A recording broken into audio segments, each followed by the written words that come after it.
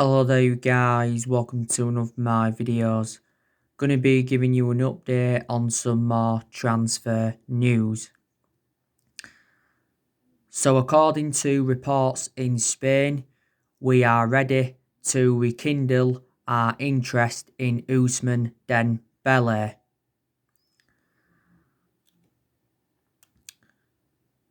Now, in the January transfer window, we either want to get him on loan or want to get him on a permanent deal.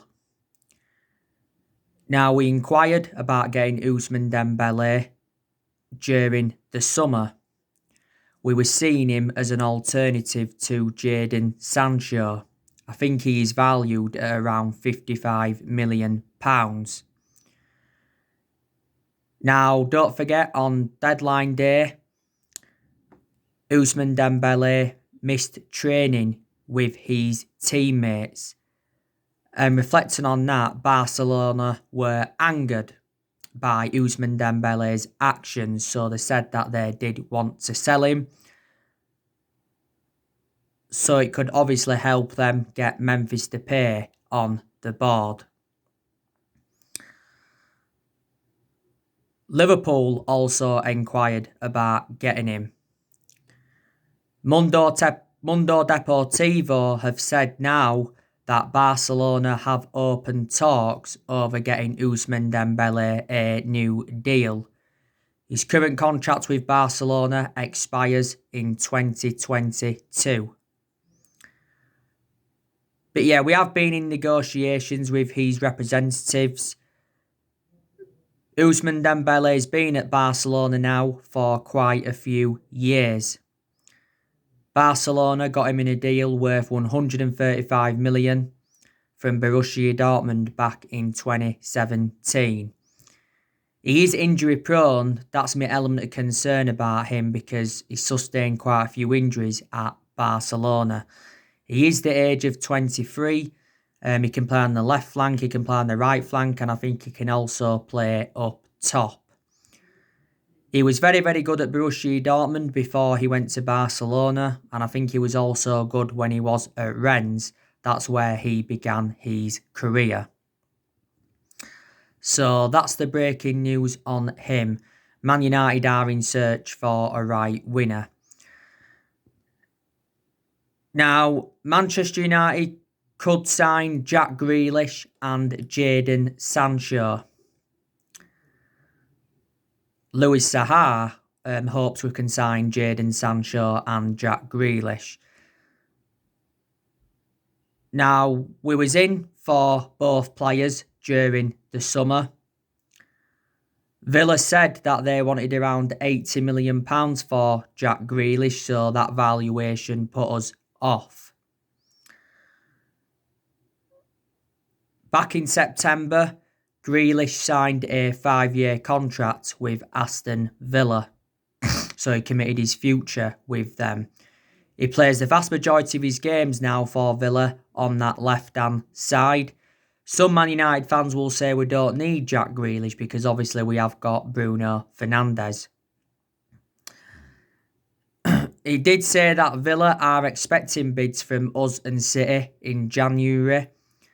He recently said that Liverpool were interested and they're possibly seeing him as a replacement for Salah because it actually said that Salah is unhappy.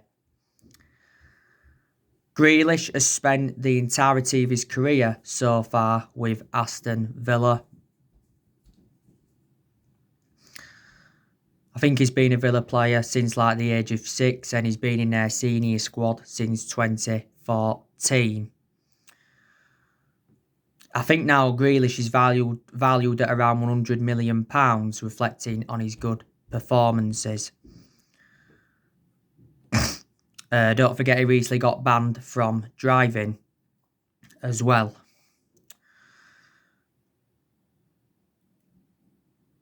Now, Jadon Sancho to Manchester United is definitely back on. He was our number one priority target during the summer transfer window.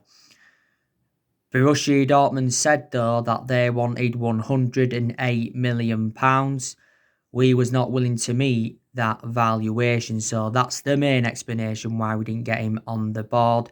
And Dortmund made it clear to us during the summer that we had until the 10th of August. And we obviously missed out on that deadline. But during the summer, Fabrizio Romano, who's very reliable, he was talking about the Sancho saga a few times. So too was Bild's Christian Fark.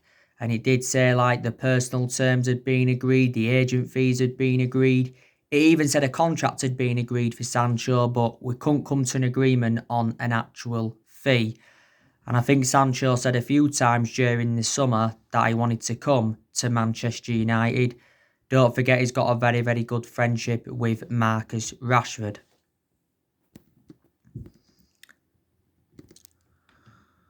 You know, don't forget earlier on this season, Borussia Dortmund sacked Lucien Favre, reflecting on Dortmund's poor run of form, and they did lose 5-1 to Stuttgart earlier on in the season. So it did say when Lucien Favre got sacked that, you know, Man United may have a better chance of signing Sancho. But Michael Zorg and Sebastian Kell, who are part of Dortmund, said during the summer that Sancho would remain with them. But he made an admission earlier on this season saying that it has been hard for him this season. This is his 4th season at Dortmund. He hasn't been so good this season, but analysing the vast majority of his career at Dortmund, he's been very consistent. You know, he's a player that can create chances, he can score goals. His runs on and off the ball are very, very good.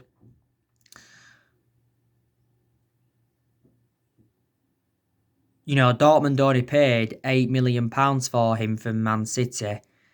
He enjoyed a couple of years at Man City, but the main explanation he left Manchester City is because he didn't get assured any first team opportunities. And before he was at City, he was at Watford. He was at Watford from the age of 7 to the age of 14. And I think Sancho's under contract with Dortmund, is it till 2022 or 2023? Don't forget we was willing to offer him that number 7 shirt. So that's the breaking news on that. You already know the news on Moises Caicedo. He said that he would love to join Manchester United. And we are in control over getting the player. Recent reports have said that Chelsea are looking to hijack our move and they've been in negotiations. It mentions that Brighton and Newcastle have also expressed an interest. He did say that he does love N'Golo Kante, but he still wants to come to Manchester United. Now, it recently said that Moises Caicedo was undergoing his medical with Man United and he was set to sign a 5-year contract with the club and will pay around 4.5 million with add-ons included.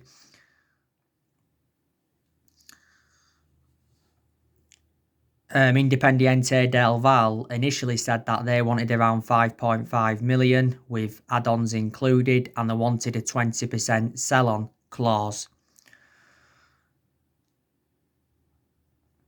He made his debut for Independiente del Val around 14 months ago. I think he's played for Ecuador around 4 times. He played in Ecuador's 4-2 win against Uruguay, was it back in October? Dairo Extra, which is an Ecuadorian outlet, they recently said that negotiations were at an advanced stage. But if we get him on the board, he will be the second Ecuadorian to represent Manchester United. He's predominantly a holding midfielder and he's just the age of 19. David Alba, he's recently been on our agenda, but now it's said he's moved to Man United. He's looking very unlikely. Karl-Heinz Rummenigge, who is the Bayern Munich CEO, he said the other week that he appears to accept that Alaba will leave on a free. He's into the final 6 months of his contract. Alaba's predominantly a centre-half and a left-back, but before he's played as a central midfielder, a left winger and a right winger. We could go in for Erling Haaland next year, but like I've already said, his move to Man United is complicated because of Mini Oriola's poor relationship with Manchester United. But like I said, we've already revealed our transfer plans. We are looking to strengthen up in 4 positions, and Ed Woodward has recently changed our transfer strategy. The January transfer window is going to be Ole Gunnar Solskjaer's 5th transfer window as Manchester United manager. He's, I think, endured 4 transfer windows at the club, and to Solskjaer's credit, he has made some good signings so far. He spent over £200 million in the summer of 2019. He recommended Daniel James and Wan-Bissaka and Harry Maguire in. In January, he recommended Bruno Fernandes in and Odin Igalo in on loan. And in the summer transfer window of this year, he recommended Van der Beek in, Edison Cavani, Alex Telles, Facundo Pellistri and Amad Diallo Traore. Amad Diallo Traore should be joining in January. But we got 4 of those players on deadline day in the summer transfer window of this year. But we have missed out on quite a few players under the Ole Gunnar Solskjaer era. Like I said to you, during the summer transfer window, Ole wasn't backed enough by the board, and he showed his frustration towards the board quite a few times. And I was saying to you, wasn't I, that Solskjaer was facing the same problem as what Mourinho was facing, because Mourinho made it clear to our board in the summer of 2018 that he wanted a centre-half in, and obviously Mourinho never got that centre-half in, so that's one of the main reasons it didn't work out under Mourinho. Obviously there's other reasons as well, because Mourinho had bad disputes with the board and he had bad disputes with the top players. And you can say we probably recommended Mourinho in too late. Maybe we should have got Mourinho in when Ferguson retired. But hopefully Ole Gunnar Solskjaer does get the backing that he deserves next year. The board haven't backed any of the managers that we've had in general since Ferguson left, so this is one of the main explanations why the board's been one of the biggest problems at the club for several years. But Ed Woodward has come out several times to support Ole Gunnar Solskjaer. And, you know, he said a few times last season that Ole Gunnar Solskjaer's job is safe, even though we have endured very bad periods under him and he has been very, very close to getting the sack. But Ole Gunnar Solskjaer's job is safe at the moment. He will definitely still be Man United manager next year. You know, he could still be Man United manager at the end of this season. It depends on how things go from now until the end of the season. We have been in a good vein of form recently. We are unbeaten in our last, 8 league games. We've been very, very good away from home. We haven't lost away from home in the Premier League yet this season. It was a shame that we didn't beat Leicester, because if we had beaten Leicester, that would have been 11 away wins in a row in the Premier League. When we beat Sheffield United a few weeks ago, we became the first team to win 6 successive away games after conceding first in a single Premier League season.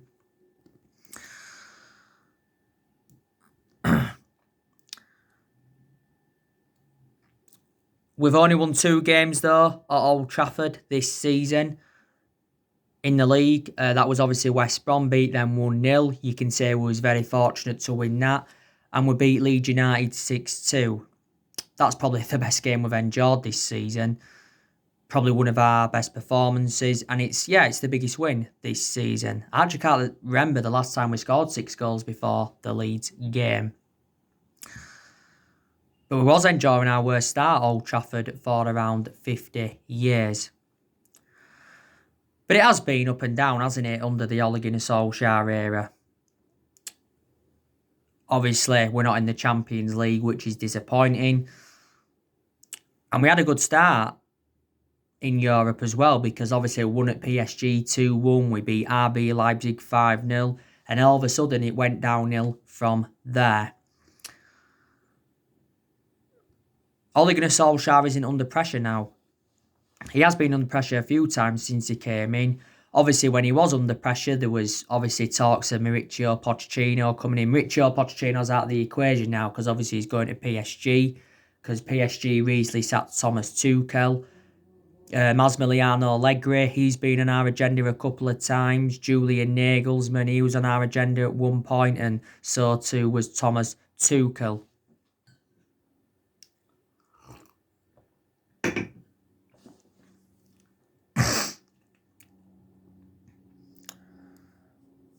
You know,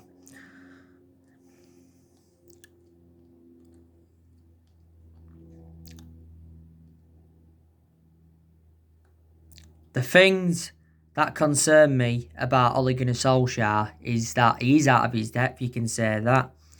His decision making also really concerns me because there's been a lot of games at Manchester United where he's made mistakes and that's obviously cost us.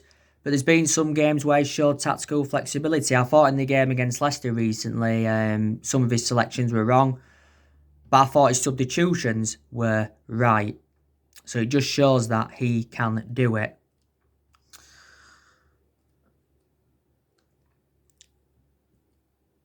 If we can finish in the top four, the top three this season, and if we can win a trophy, I think that will represent a very, very good season for Man United and that will give us something to build on.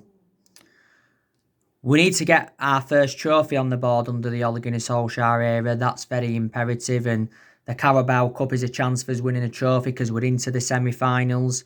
The Europa League is a chance for us winning a trophy. You know, Solskjaer said a few times this season that Man United can win the Premier League. Now, I'm very, very sceptical about that. He did say prior to the game against Leicester that Manchester United must ignore Premier League title talk. And he said after our 6-2 win against Leeds that we can't talk about a title bid until March. But we are certainly in the title race. We haven't won the Premier League since 2013, so we haven't won it now for like 7.5 years. This is Ollie's second full season at the football club, and earlier on this month, it was his 2-year anniversary at Man United. He's been at the club now for just over 2 years. He's managed over 100 games for the football club in all competitions, and he has got a contract with us until 2022.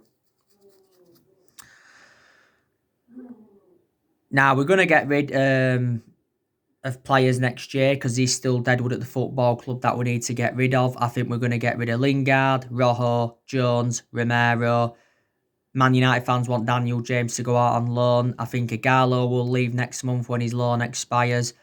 I also believe we could sell Matic, we could sell Mata. Fossa-Mensah could go. Could Eric Bailly go? Bailly's a good centre-half, but he's injury prone. We're all expecting Paul Pogba to leave the football club as well. So, yeah.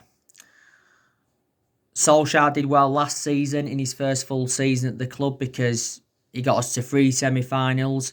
He got us qualification for the Champions League and he also got us 3rd.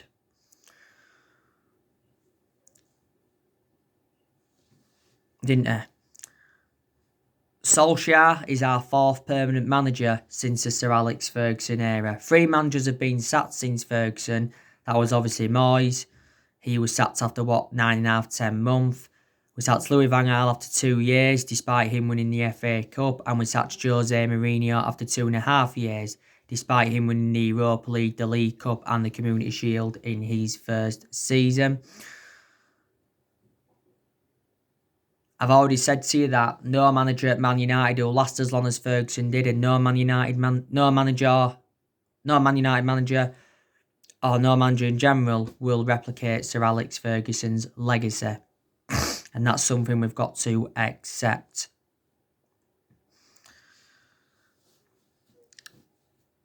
But since Ferguson's left, we haven't been the same team. And before Ferguson came into the equation, we was inconsistent. Our success came under Ferguson, so if it wasn't for Ferguson, we wouldn't have any success, would we, hardly? But Ferguson didn't settle in straight away because he didn't win out in his first 4 years at the football club.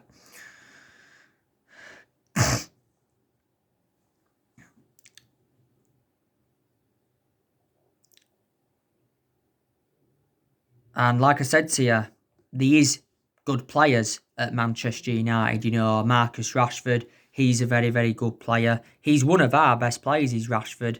I like the way that Rashford scores goals. He gets good runs in behind. I just think we need to keep Marcus Rashford out wide because that's where he's more effective, Marcus Rashford. He plays centrally sometimes, doesn't he? But he has been part of the club for several years.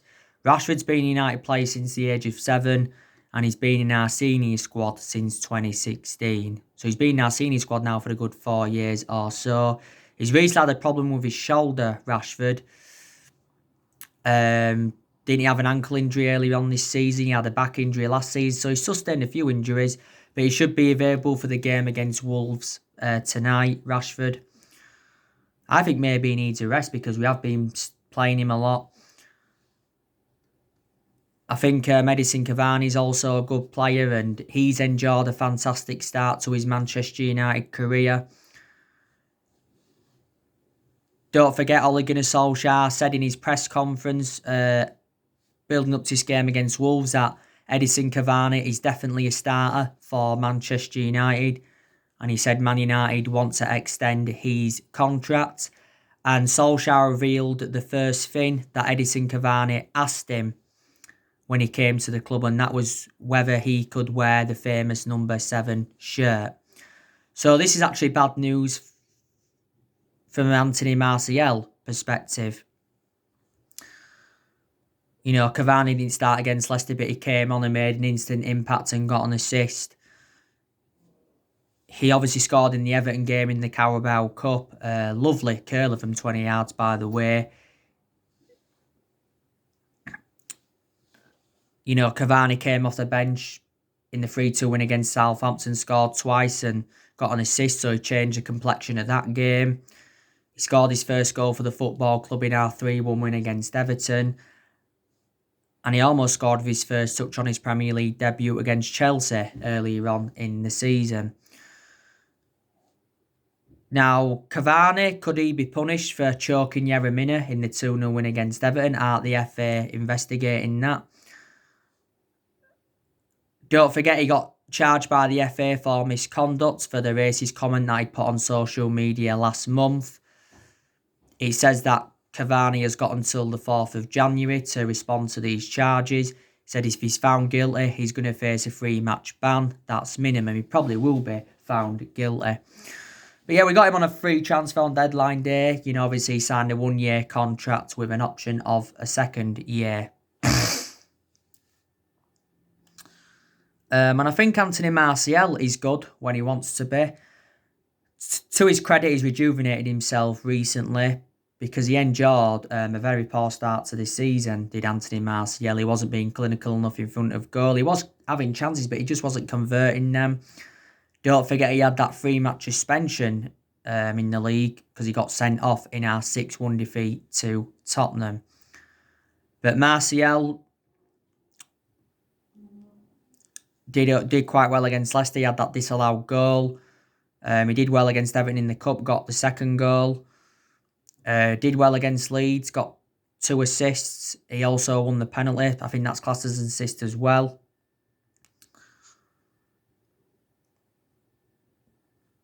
He also scored in this 3-2 win against Sheffield United. Yeah, I think we'll keep Martial for at least this season. He's been at Manchester United now for a good 5 years or so. He was good last season and he was also good in his debut season under Louis van Gaal era. Martial's played out wide a couple of times this season, but he's also played centrally. Ollie was the one that gave him that number 9 shirt.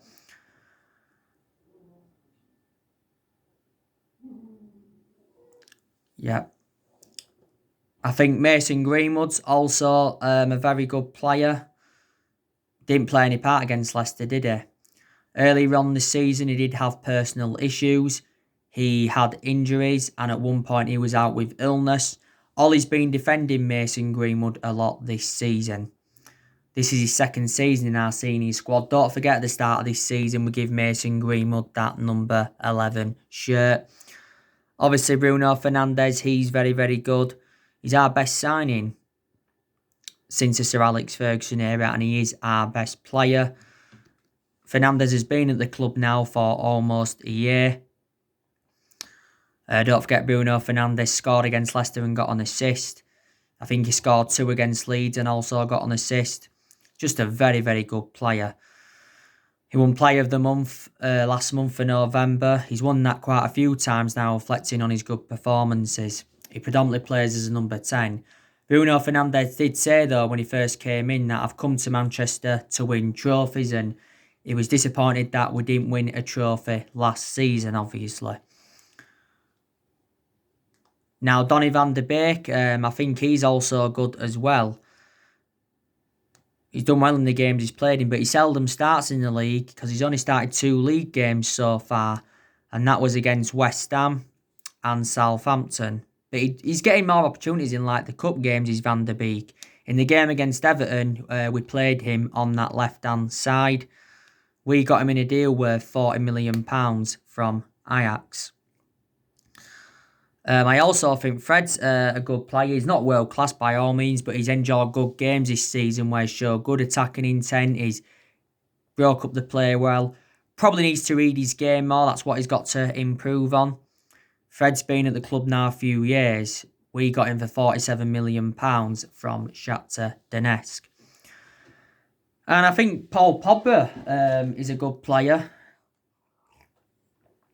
I think Paul Pogba is a good player when he wants to be. To his credit, he has done very, very well recently.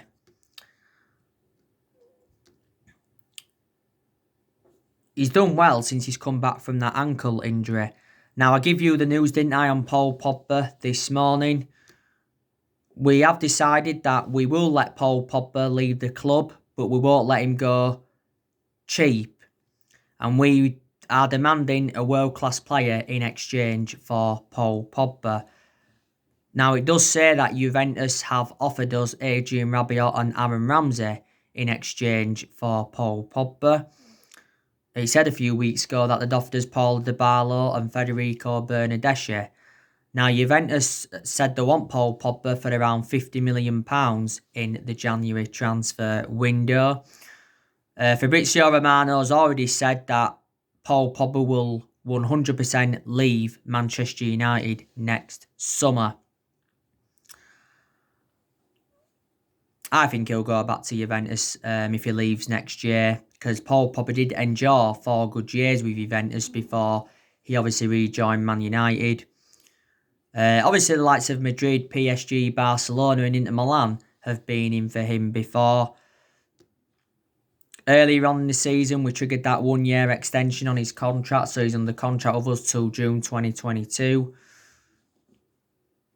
As far as I'm aware, there has been no talks over getting him a long-term contract at the moment. And as it stands at the moment, he's our most expensive signing because we paid £89 million for him. And this is his 5th season at the football club since he rejoined. Mini Oriola made an announcement earlier on this season. He said that Paul Pogba's career at Man United is over. He said he has to leave and he's unhappy and he's got no intentions of signing a new contract. And then obviously Mini Oriola made a fresh statement. But yes, Solskjaer was furious with Mini Oriola's announcement because it was just before the game against RB Leipzig. You know, Pogba was out for the vast majority of last season with an ankle injury. Luke Shaw, now, I think he's a good player. My only element of concern about Luke Shaw is that he's injury prone. He came off injured against Leeds, but he'd initially just come back from a hamstring problem, didn't he? And he had a couple of periods out with injury last season. And like Solskjaer said, you know, Shaw's created a good relationship with Marcus Rashford on that left-hand side. And like Solskjaer said, he is a talented boy and he has improved a lot. He's enjoyed a good 6 years or so now at Manchester United as Luke Shaw. We got him in a deal worth £30 million from Southampton back in 2014. I think Alex Telles is a good player and he's enjoyed a fantastic start to his Manchester United career. We got Alex Telles in a deal worth £15.4 million. I think Harry Maguire is a good centre-half when he wants to be. Don't get me wrong, I've still got my reservations about him because he is a static centre-half, and when he's not playing well, he makes mistakes and he looks too exposed at the back. He certainly wasn't worth the £80 million that we got him for from Leicester. He is the most expensive centre-half in the world at the moment, and he is our current captain, he's Harry Maguire. And Solskjaer lauds Harry Maguire for playing more minutes than anyone in the world in 2020. He mentioned that in his press conference. Victor Lindelof can be good when he wants to be. He's had some good games alongside Harry Maguire, but I've still got reservations about him because Lindelof's another static centre-half. I think Bay's good, but he's too injury-prone. I think Bissaka's a good right-back, but I've got concerns about his lack of attacking intent and his distribution. So there certainly is good players at Man United, and there's players that have impressed me recently. So yeah, but if we are to be title contenders, we've got to get better players. We've got to address our defensive deficiencies. Still quite a bit to do at the club. So anyway, guys, that's everything to update you today. Drop your comments, likes below on the channel. If you do, consider subscribe as always, and take care. God bless. See you all again very, very soon.